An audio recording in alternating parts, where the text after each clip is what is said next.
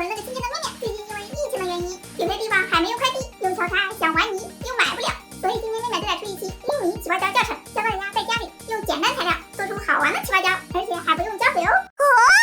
首先准备一个碗，丢入一块黄色粘土，这样我就不用加色素了。加入适量清水，把它软化一下。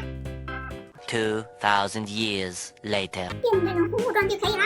再去厨房拿来袋淀粉，倒入适量，搅拌均匀，然后拿出我的洗面奶，少量多次添加，搅拌成型。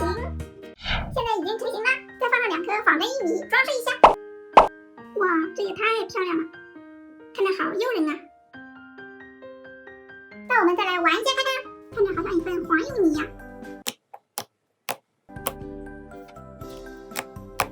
搓起来好舒服呀，搭配性极好。下面就来看一下它的起泡效果吧，起泡很顺畅。